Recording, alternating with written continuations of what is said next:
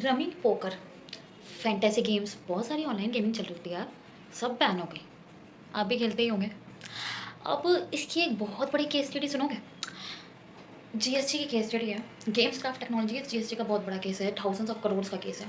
इसमें GST department ने बोला कि भाई तुम जो जीएसटी दे रहे हो वो सिर्फ प्लेटफॉर्म के कमीशन पे दे रहे हो, जो तुम कमीशन चार्ज कर रहे हो, और 18%। ये तो पूरी की पूरी पूल वैल्यू, जितना टोटल अमाउंट बंदा लगा रहा है ना, एक्चुअल में जो लोग इन्वेस्ट कर रहे हैं उसमें जीत रहे हैं, what ever, total amount pool value पे आप 28% जीएसटी दो, क्योंकि ये तो बेटिंग है। अब इस पर कंपनी ने बोला कि नहीं, हम तो सर्विस दे रहे हैं, ये तो गेम ऑफ स्किल है, लोग अपनी स्किल का यूज़ करके पैसा जीत रहे हैं, और जो भी पैसा आ रहा है वो तो हम बांट देते हैं, एक्शनेबल क्लेम भी है, तो वो वाला पैसा तो एग्जाम्प्ट हो गया।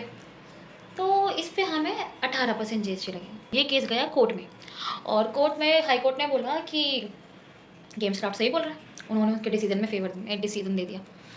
अब ये सुप्रीम कोर्ट में गया, सुप्रीम कोर्ट ने स्टे कर दिया है फॉर द मीन वाइल। अभी मतलब फाइनल डिसीजन वर्डिक्ट पेंडिंग है, देखो क्या होता है।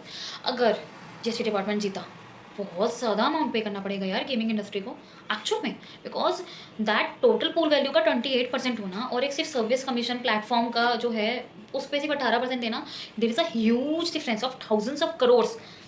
Really that's a game changing decision that will be.